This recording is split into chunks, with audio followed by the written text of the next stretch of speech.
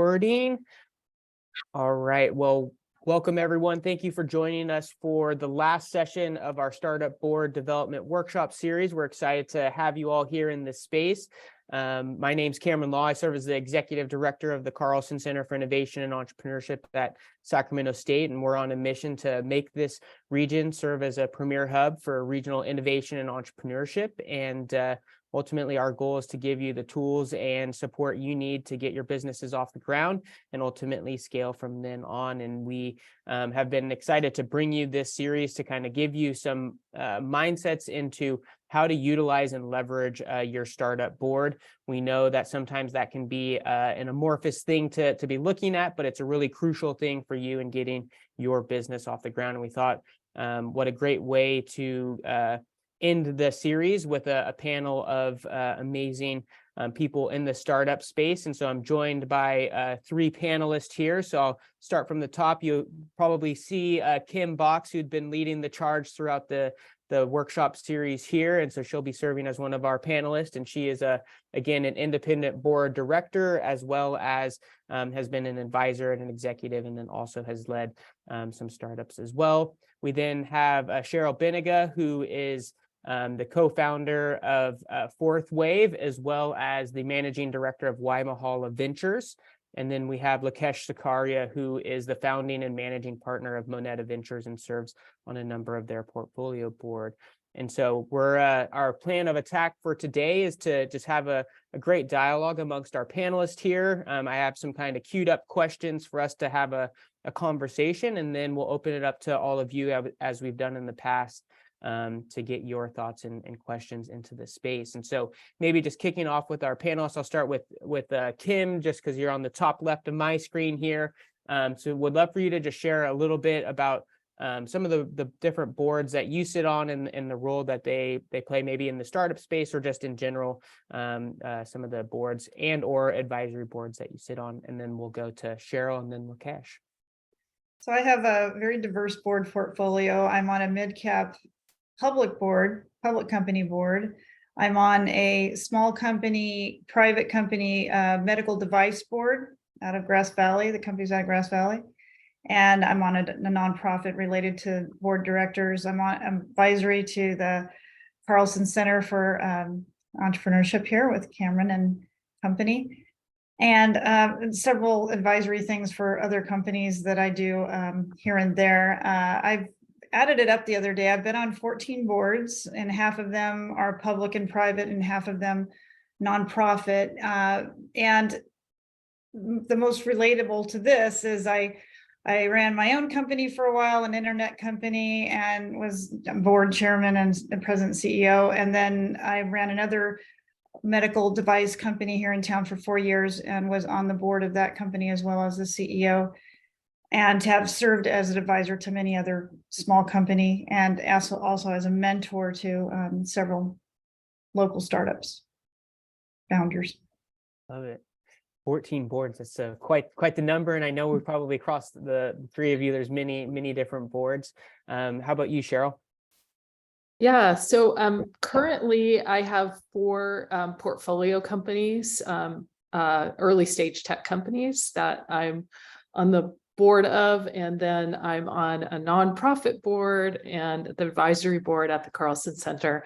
And when I was with Intel Capital, I think about 20 different boards and board observerships I rotated through in that time as well. Good. Awesome. Thank you, Cheryl. And you'll be hearing a theme with the Carlson Center Advisory Board here for the starting point. But Lakesh, how about you? Thank you, Cameron. And so like Cheryl and Kim, I'm on the Carlson Center Advisory Board, but also serve on boards of a lot of our startups. And so Moneta tends to invest in companies on the US West Coast and Texas. We have about 300 million in assets that we're deploying out of. And I serve on the boards of 7 of our portfolio companies. And typically we like to keep it to be about 6 per partner. So I'm 1 over, but and these companies range from having few employees and just getting started, all the way to an Omni, for example, which 3 weeks ago got acquired by JP Morgan for hundreds of millions of dollars. And so, I've served on Omni's board from day one and all of that. So I've seen some of these companies transition. So that's been my experience there. And like Cheryl and Kim have been on other boards in the past portfolio companies, but 7 is the current number there.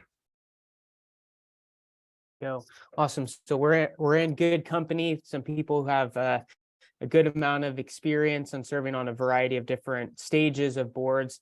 That was one of the things we were talking about, from, one advisory to, the earliest stages of maybe you got your first round of investment, and, part of that is maybe bringing on a board member. And so as you kind of have looked at, I guess I don't know if you'd call it a portfolio of the boards that you sit on, or maybe what the term is there. But what kind of catalyzed you serving on, a couple of these boards? Maybe you don't have to go into all of them, but maybe if there's a couple different use cases, obviously maybe a nonprofit board has a little more passion connected to it, and some of those things. And then, some of the startup boards that you sit on, whether that was related to the investment component, or was that an early ask from a founder? So would love to kind of hear some of the different use cases. Maybe we'll start with Cheryl this time. We'll go Lakesh and then Kim. Yeah, sure.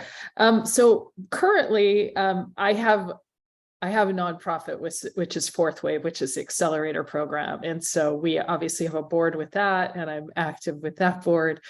And, a nonprofit board is quite different. So I'm going to focus on the for-profit, because I think that's really where most people are interested in. So on the for-profit side, I'm investing in early stage companies. They're pretty much seed stage. One just did a Series A, and so they're small, and we do a lot. We're trying to help. We're trying to help the company grow and succeed with our networks, with some of our experience, good and bad experience that we can help them learn from. And, so we do a lot of diligence. We work with our founders for quite a while. Almost all of them have come out of Fourth Wave, so we know them well.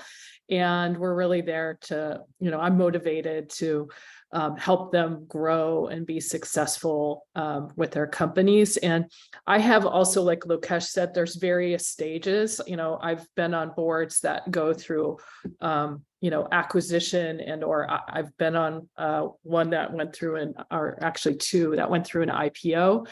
And so there's very different roles. As the company gets bigger, there's less, jack of all trades help that's needed. There may be more specific, things that you bring to the table that you can help on a specific topic or issue.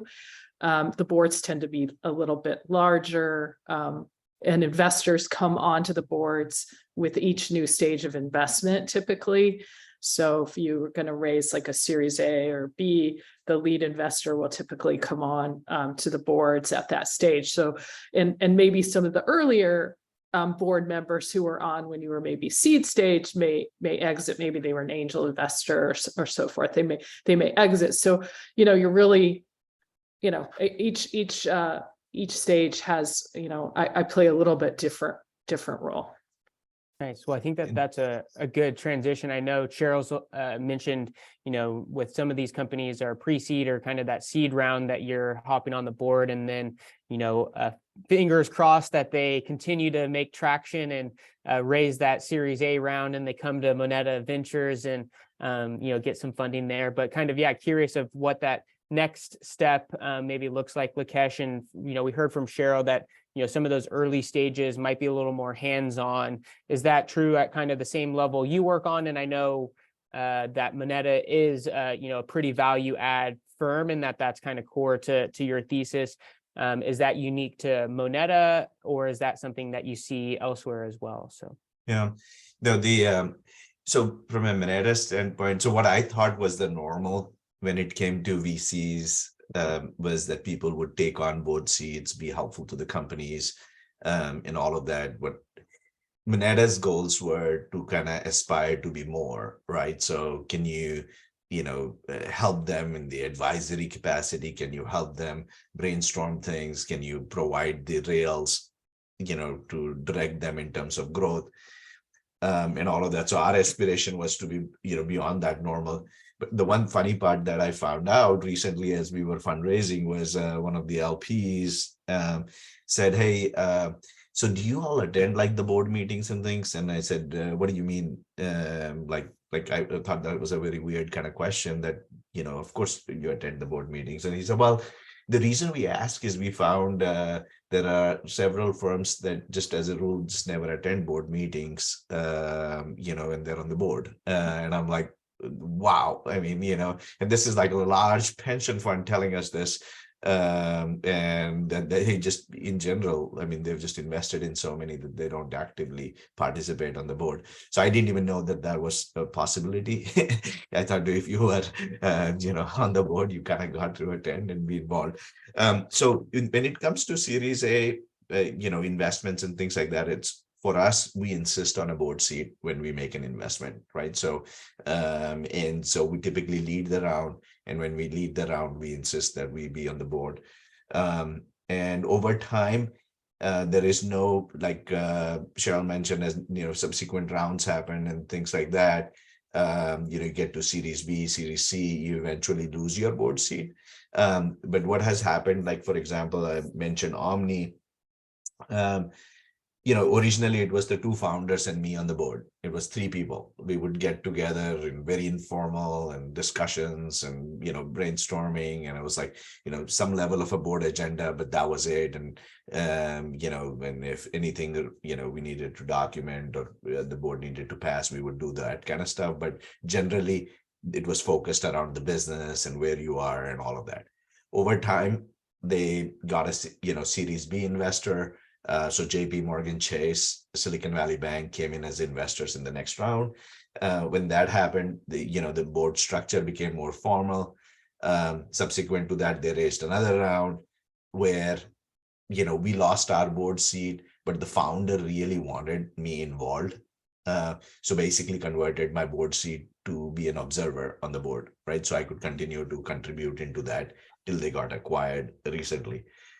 So the evolution has happened. It was very informal in the beginning, then very formal towards the end, where it was a set agenda, certain minutes for certain things, 110-page slide deck covered over a 4-hour period, right? So,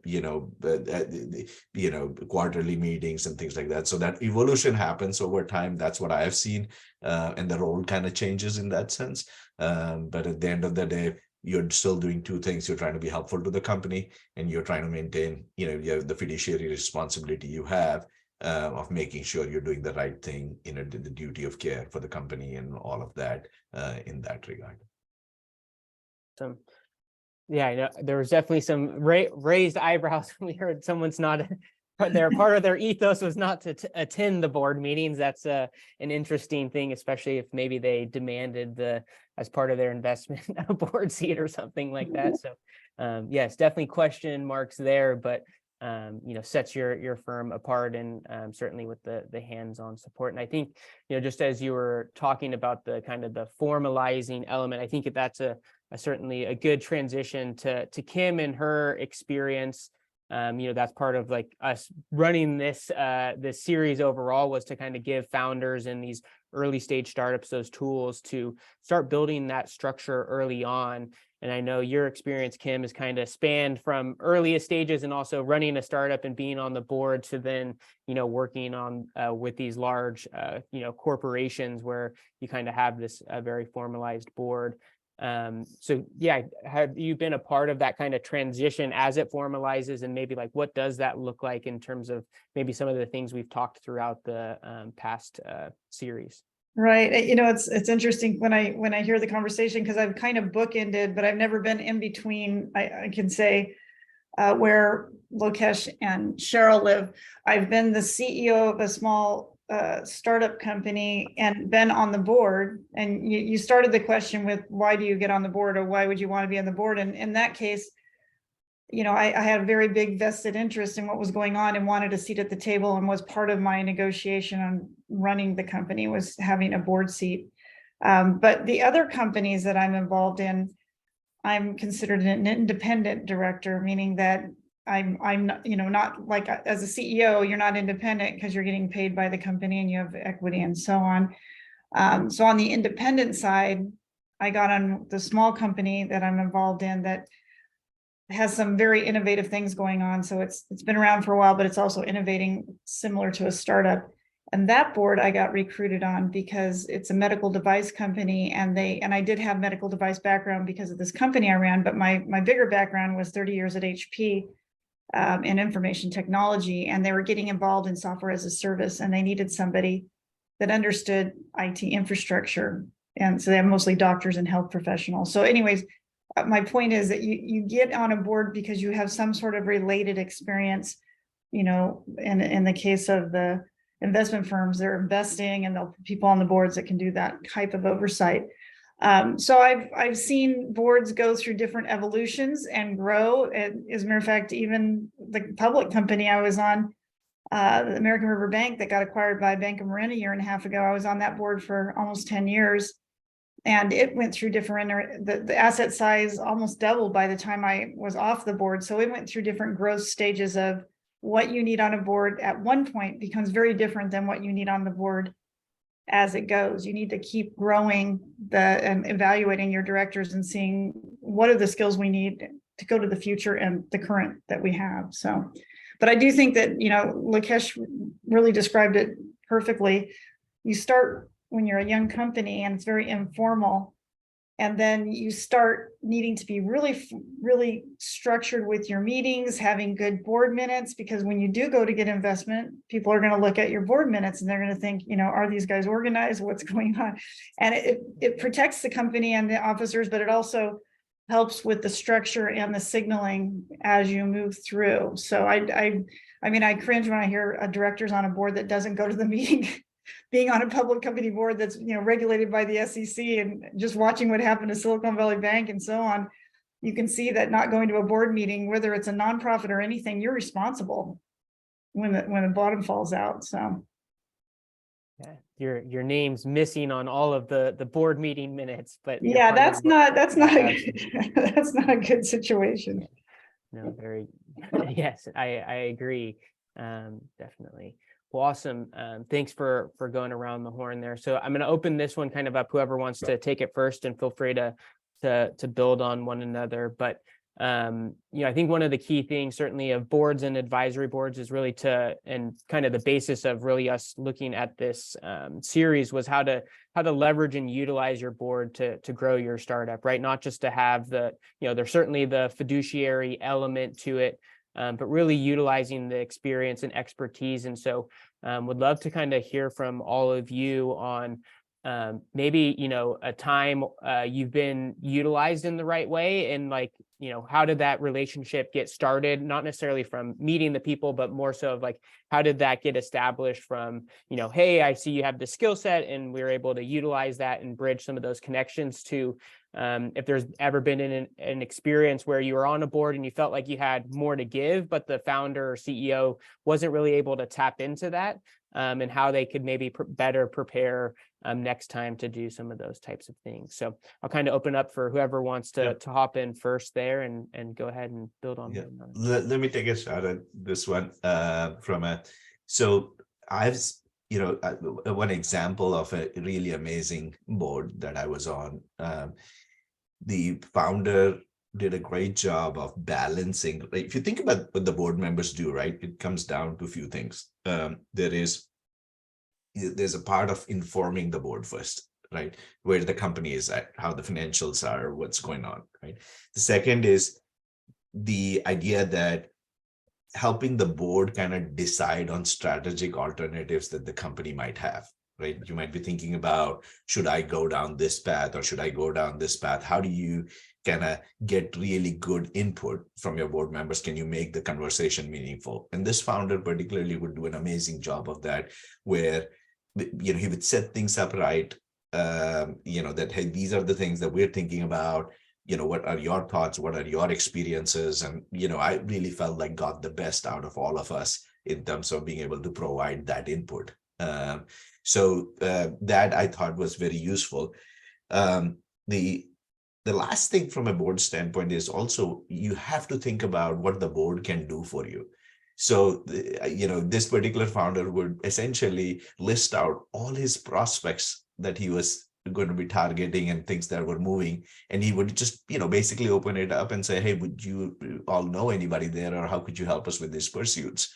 Right. And in many cases, it turned out that the board members had really good connects to be able to help and connect them to the right people at those firms and things like that. When the next round opportunity came for this founder, did a great job of saying, hey, these are some of the firms, VC firms I'm talking to about the Series B. Are there other introductions that the board can make? Right. So asking making your board work for you is really important. And in most cases, the board members, want to help and be able to actually contribute in that regard. So they actually appreciate that opportunity to be able to, in a more structured manner, give back to the company.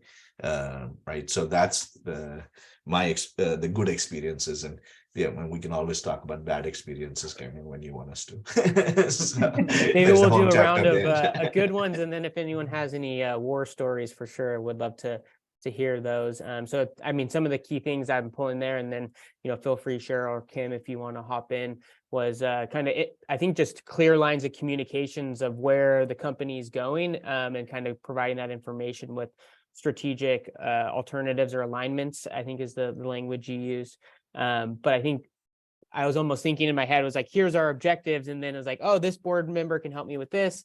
This board member can help me with that. Right. And I think oftentimes it's, and I know just from my own experience, sometimes I'm like, oh, do I ask them? I know they're busy or those types of things. And sometimes just making that ask, you're like, oh yeah, this is a great opportunity for me to create value and ultimately get us going in the right direction. So Yeah, I was just going to add to that, sometimes it's organic, like there's questions that are being asked, or there's a presentation about what the company's doing or where they're heading. And I know I end up getting involved with things by asking a lot of questions. Well, did you consider this type of hosting? Did you consider this? What, I ask a bunch of questions, and then it's like, what, maybe you could come look at this and see. I'm talking about a small company type environment.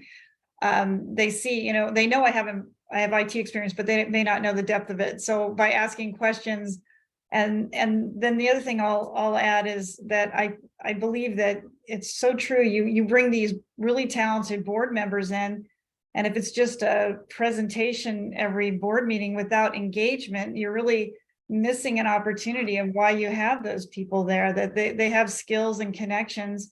And then just adding on again that like one of the small companies that I'm on the board of, looking for connections to implement these new health system solutions. And, they're talking about a certain type of health environment. And I'm like, oh, well, I know this CEO. I know everyone, a lot of people in town. So, then I'm like, let's make a priority of when's the right time to engage different people past a pilot and so on. So those are just some examples of engaging the board.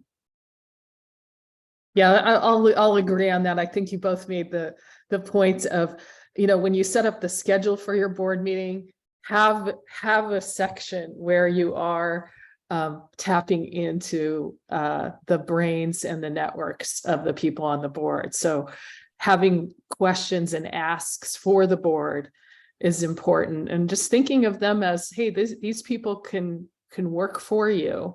But they need to know, how best, what you really need, and then follow up after the board meeting. If someone has a great idea or thought or intro, make sure you follow up on that afterwards to make sure it happens. I've seen times where great suggestions get out there and they sometimes don't get followed up on. Yeah, and just on the side of falling short, if you have a board where you're going in and you're making a presentation and you're preparing for the board meeting, and your goal is to get through the board meeting, get to the end of it, and get back to work, because, you have to have this meeting. You probably have the wrong board if you're just going to present and leave, so I love having the questions of what are the asks at the end of the directors to help them get engaged and to take advantage of them. Yeah, and on the negative side, picking up from what Kim said, I mean, I have been on several dysfunctional boards also, right? And to the extent that in one board situation, basically, a lot of the board meetings you can disagree without being disagreeable, right? And it leads to better discussion and better output for everybody. But we had, a situation where, it was a dysfunctional board because there were people that had opinions and just, and very disagreeable in terms of how the opinions were expressed. And therefore, there would be a tendency for others who didn't want to necessarily speak out to have a robust discussion, right? Because it was very dominating and, and all of that. So as CEOs and so on, you want to make sure that your board, it's a joy for the board members to always show up at your board meetings. It is not, you don't have to prepare for essentially battle with every board meeting that you attend, right? And so, if there is a VC that has a required board seat, maybe you request another partner on the board, maybe, so if it's mandatory for that firm to be represented, maybe you request for another partner, and sometimes the VC firms will do it, if they don't feel welcome in your board, they will change gladly, right? But make it productive. Do not become, what Kim said, at the end of the day, your goal is just to somehow get through that, hey, how quick can I make this and how fast can I get out of it? And then, deal with these people again in 3 months. That means you definitely have the wrong board there. No, those are great points. And kind of is good segue to where I was thinking next was like, obviously you get people with vested interest and things like that, and it could be challenging to manage certain decisions that obviously the board has to make.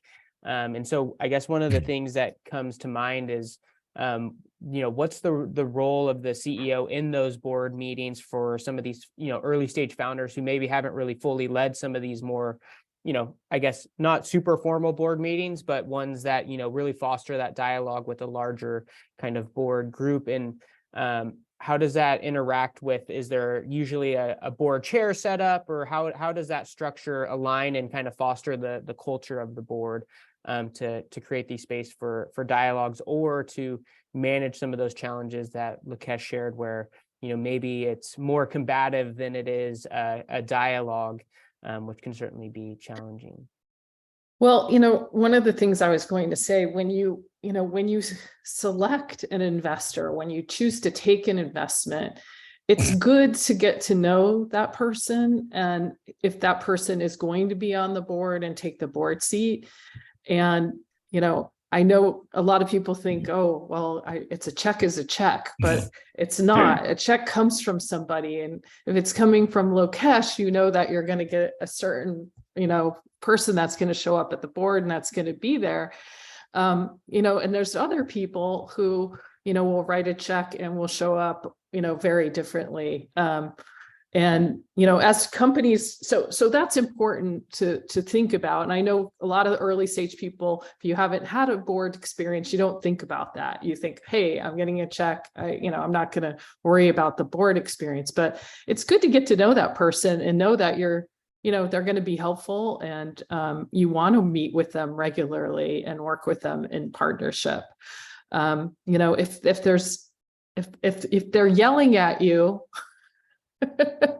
in due diligence and things like that, that's a hint of what you're going to be dealing with for, the board meetings as well. And I mean, you have to decide if you want to live with that or not, but it's something to consider. And I've had the situation as being the CEO and also on the board, inheriting an observer investor that was not happy at every meeting. And I have superpowers around collaboration. So my goal was to get out of the defense and into an offensive scenario. So if you do have someone who comes in and is just there to pick a fight every single time, you got to figure out how to either exit them, like Cheryl said, in this case, it wasn't possible contractually. What I did was met with the person ahead of time, and I created a relationship to find out why, and what it was missed expectations. You know, his expectations of exits and what was going to happen and growth was very different than what was happening. Typically, and someone who's like that has very good rounds, like an activist investor on your board. There's all kinds of levels of activists, and this was a single activist type person. So best defense is an offense, I guess, is my main message. Go ahead, Lakesh. No, I didn't have anything to say. Okay, gotcha. I just saw you come off mute, so I didn't. It's like the verbal, is it raising hand or not? You know, it's trying to read the virtual room here. Well, awesome. Well, I'm gonna kind of pose one and kind of seeding this for any of the other founders. If you will transition to kind of your questions here in a second. And so one of the things that, you know, I think as we kind of talk about, one, obviously these relationships, but adding value to the company. Has there ever been a case where, and I don't know if this is a common practice or not, but like looking at kind of measuring a board member's kind of effectiveness on the board, are there like scorecards or anything like that that's been utilized in how a founder or CEO might be able to evaluate the board member or a board evaluating itself? Is that a common practice or something you've seen? Is it worthwhile? Just kind of curious if that's something that's out there, and maybe how that could be utilized. It's very common in the larger companies and the public companies. It's actually a practice that if it's not happening needs to happen. My experience in a smaller company, especially really early stage, is the formal evaluation, and I'd love to hear from Lokesh and Cheryl, their experience. The formal evaluation might not be the same, but there are a lot of resources out and about that can even do a self-evaluation.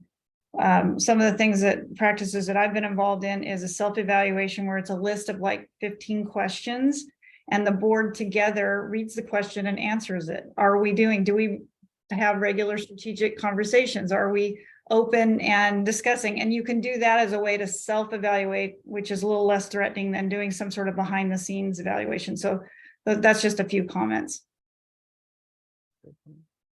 And I would just say well, I haven't seen any formal evaluations at the smaller, earlier stages, right? There is a lot of informal feedback, right? How the founders think of you, you know, and I always say, well, there's one thing when you get onto the boards, you might like each other, you still like each other when you're off the board, right? You know, so somewhere when the company has kind of got transitioned and everything else, you know, is there still a strong relationship there?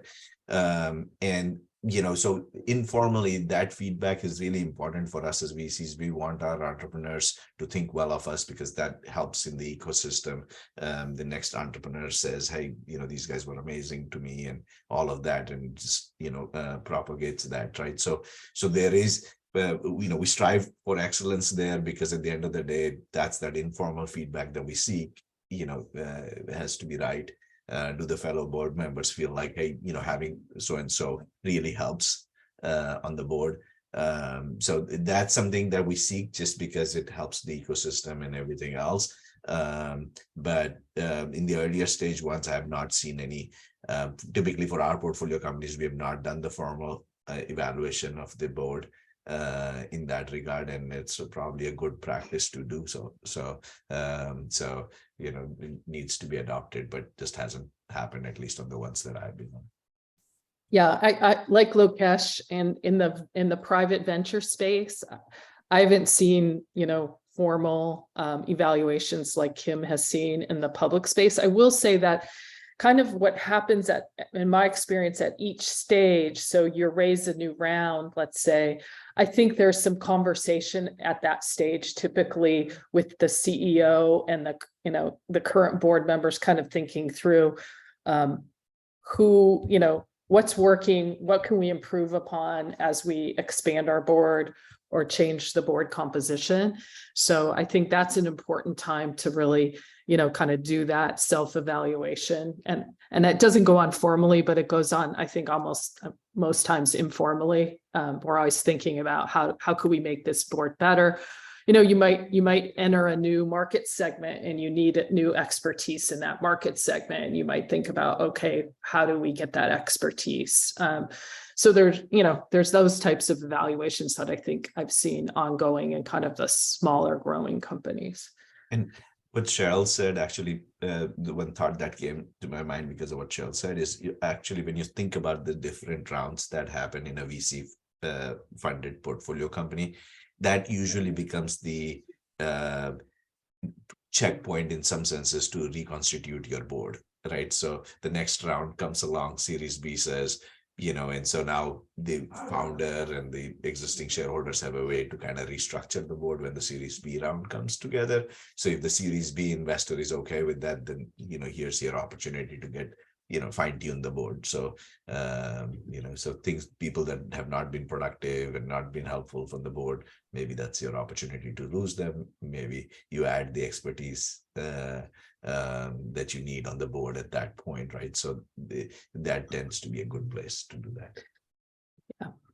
Yeah, that makes total sense to me. And I think just there's a lot of capacity needed to do a more formal evaluation when you're trying to grow a scaling company. But I like Kim's thoughts on just having a dialogue with some guided questions. I could see where that board collectively answering those questions together could foster a good conversation and seeing what value is being brought to the organization or company. Well, awesome. I will transition. We have about 20 minutes for Q&A from our audience here. So feel free to use the chat feature, or if you want to use a raised hand, I'm happy to facilitate those on in as well. So we have a raised hand from Victor, and then we'll go to Luciano's in the chat. So Victor, go ahead and share your question. All righty. Can you guys hear me? Yes. We can hear you. Awesome. So I'm just looking at my notes here. Lakesh, your experience at Moneta Venture, Cheryl, is it Fourth Wave? Is that your thing, Fourth Correct. Wave? And then I'm sure Kim, has some experience with venture, maybe VC, investor relations.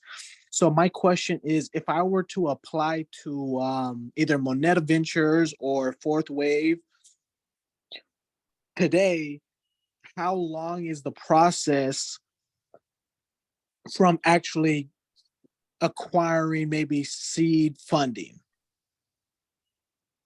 So from the beginning of when you engage to when you get funding, typically for us, the process can be anywhere from 2 to 3 months. But we are currently because of some timing issues with our fund for the next 3 to 4 months, we're not necessarily looking for new opportunities. We are a little bit over allocated in some of the existing deals that we had invested in. So but yeah, if we were actively pursuing investments, then it's a 2 to 3 month time period for us. Awesome. Go ahead, Cheryl. Oh, I was just going to say, so with Fourth Wave, we're an accelerator program for women tech entrepreneurs. And so there's a application period, which opens in May.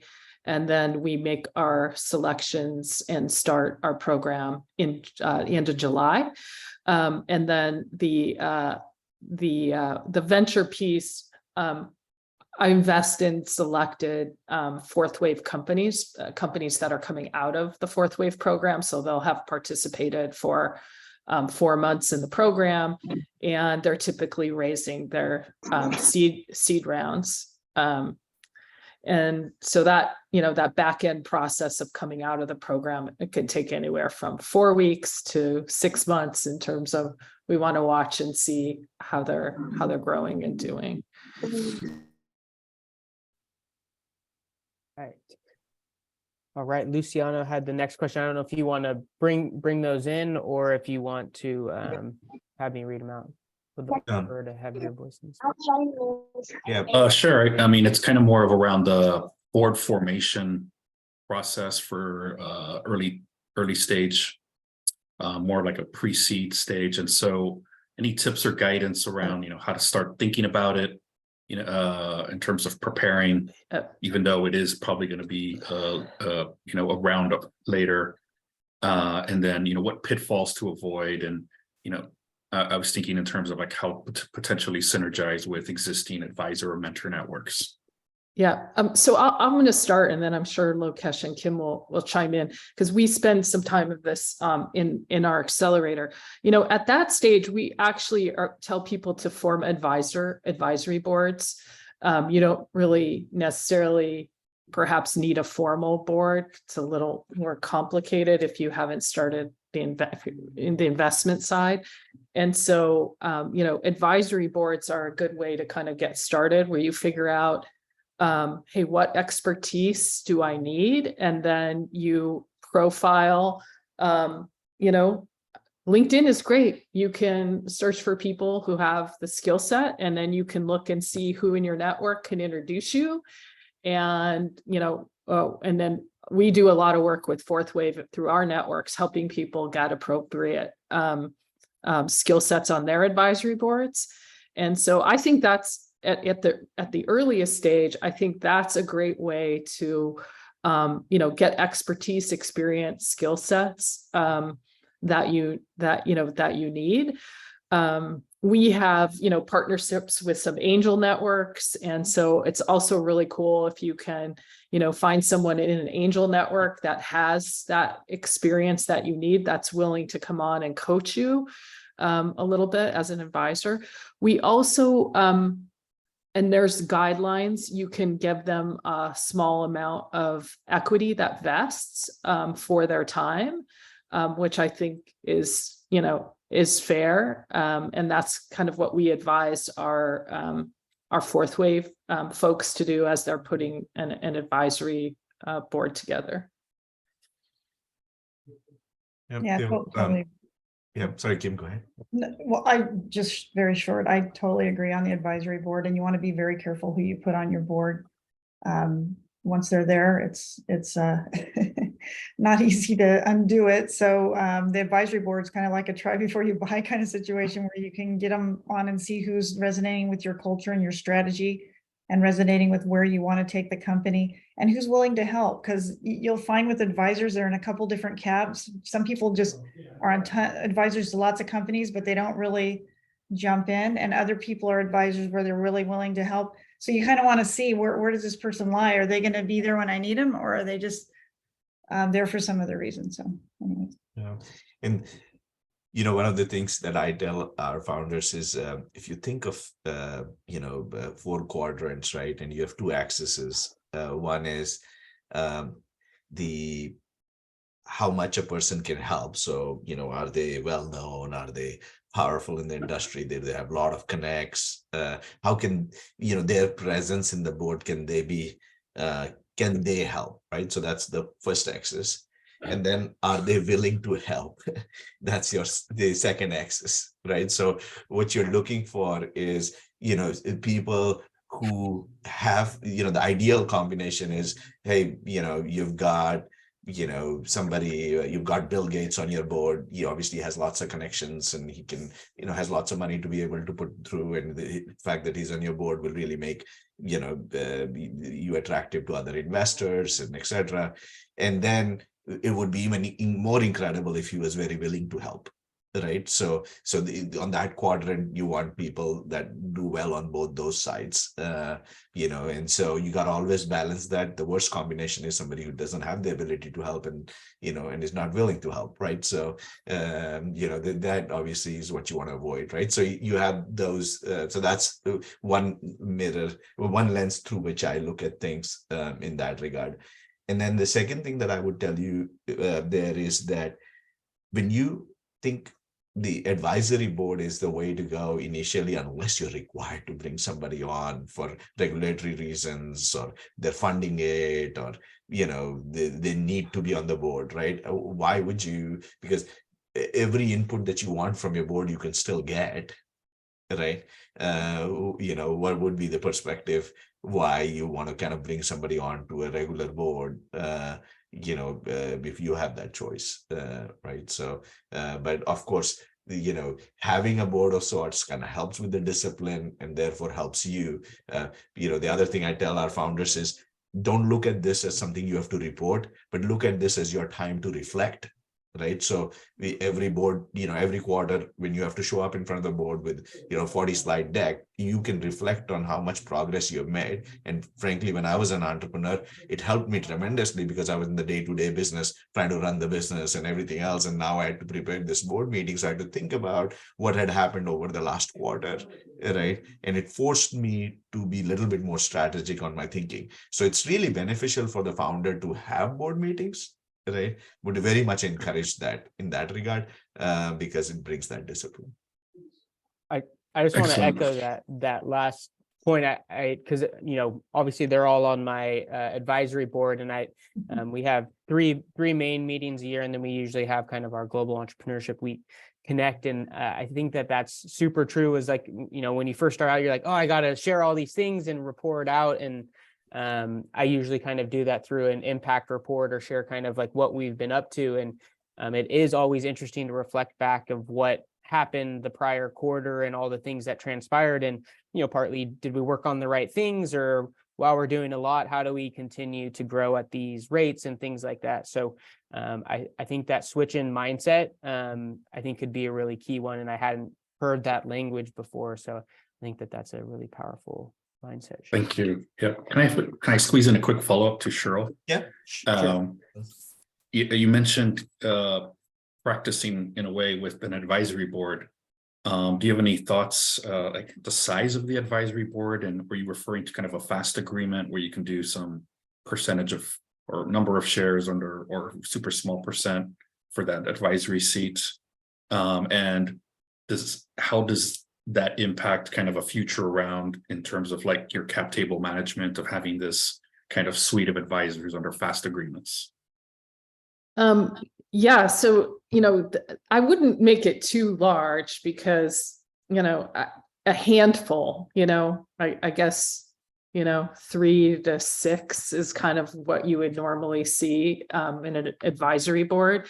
And, have a reason for each person. You don't need 6 just to show 6 names. And often I'm sure Lokesh can comment on that. We'll see pitches come to us and they'll show this huge advisory board because, the entrepreneur thinks, well, that will give me some credibility. And then when you dig, you find out that, well, I kind of know this person, but they're, and they're just putting names up there. And that's not what you want to do. So definitely not what you want to do. What you want to do is seek out people who have expertise in, maybe it's a technology, maybe it's a market segment, whatever, but have a purpose for what you want that person to be doing, and kind of talk through, hey, here's the time commitment I'd like, I want to talk to you once a quarter or whatever, once a month, whatever that time commitment is. And then okay, you were head of sales in this segment and I want introductions to these companies, like have a specific ask for those people when you sign them up, and have an agreement. We have standard agreements that we share with the Fourth Wave people. So they, have a standard advisor agreement, and, the shares are very small. So like your whole advisory board might have 0.25% to 1%, so it's very small. It's not going to impact, the investors aren't going to, look at that askance at all, and have them vest. So if they don't do any work, you kick them off the advisory board and they don't vest, so that's what we've seen work.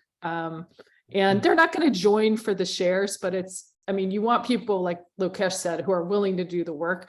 And the shares are a nice way to have everybody participate, as the company grows.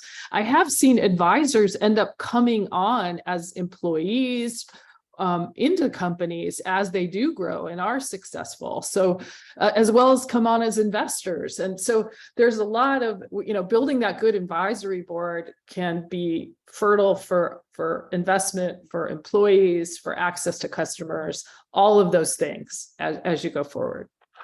Yeah, and I would just add, even before you start getting to the conversation of being an advisor, it's almost like that concept of 3 cups of tea. You want to meet the person. You might even be asking them for advice before they're an official advisor.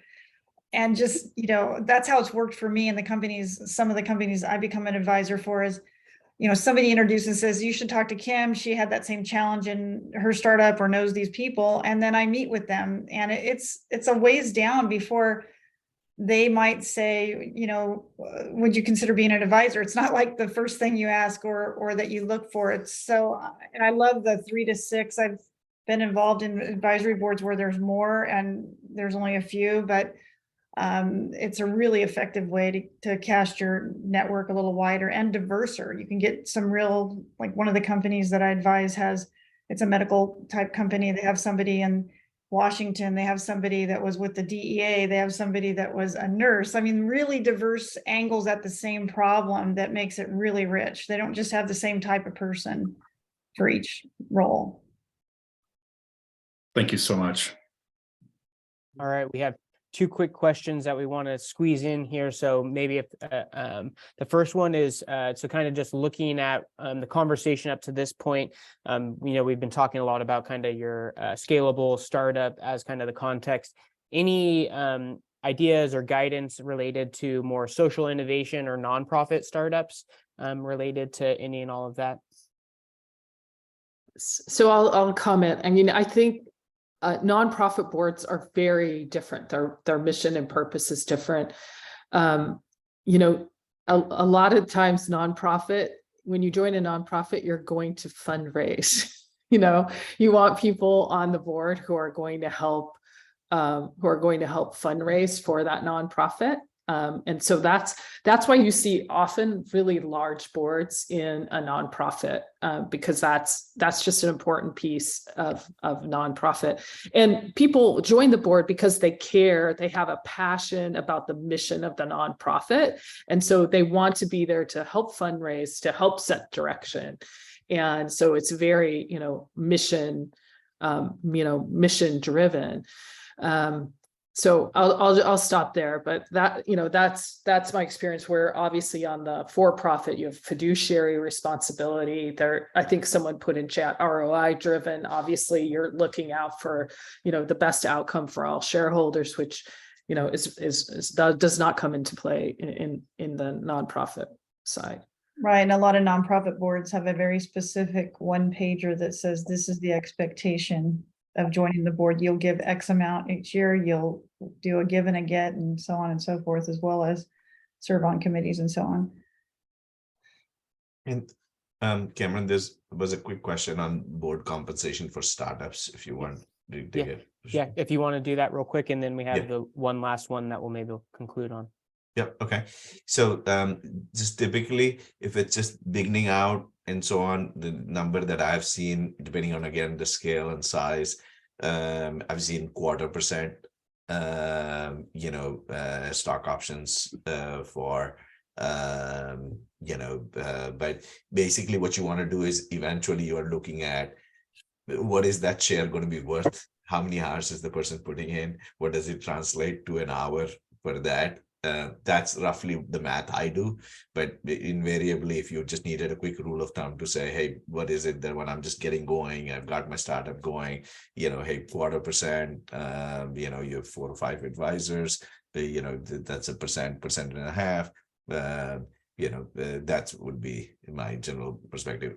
Typically, when the VCs, etc., get on the board, they should not be getting paid because they're already getting paid for the equity that they're making, right? Different than somebody who's not investing or taking a significant portion. But typically, like for Moneta, when we would take 10 to 25% equity, we don't get paid additionally for being on the board, right? Because obviously we are already aligned with the company. So that's the other part of the compensation there.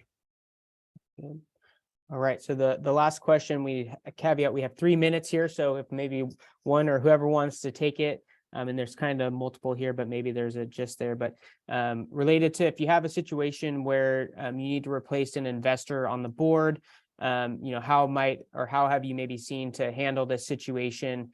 Is that a task for the overall board or the founder, the CEO or board chair relationships, or do you defer to the bylaws, any things like that? So any quick thoughts on that? So just because I've had experience, maybe I'll take a quick shot at it, and please add Kim or Cheryl. So generally what happens is if there are contractual legal rights because of which the person got onto the board. So for example, Moneta invested in your round, and as part of that, sought a board seat. You really don't have too many options in getting us out of that board seat, right? You do have an option of requesting that we put some other board member on it. And, if you don't want me on the board, I have enough dignity to have somebody else join the board, right? I don't want to be on your board either, right? So the point is, generally the VC will be very open to substituting somebody else if you feel like, hey, that person is just. But if you don't have a contractual right, and what the rules are around getting that person on the board, you just have to examine that. It's a lawyer kind of question, and based on that, you can reformulate the board and things like that when the next round of funding happens. But remember one thing: the board member has to act in the best interests of the company. So when they're violating that fiduciary responsibility, they have the duty of loyalty to the corporation, you can certainly remove them, right? Because they are in violation of that, right? So it's a legal topic, it's best advised by a lawyer, but particularly when there are contractual rights to the board seat. Perfect. Well, we're right at 1:59, so perfect timing there. I just want to say thank you, Kim, Cheryl, and Lakesh for joining us, and a special thank you to Kim for leading the charge on the series here. Enjoyed partnering and working with you again, and sharing your experience and expertise with all of our founders. For all of those that hopped on and joined us, we will be sharing access to the recording here, and we will also share the prior 2 sessions if you weren't able to hop into those. But thank you again for starting your businesses and pushing our region forward. And thank you again, panelists, for joining and sharing your experience. So appreciate you all hopping on, and you have a great rest of your day and a great week. And thank you all. Bye, everyone. Thanks, Cameron. Bye-bye. Bye-bye.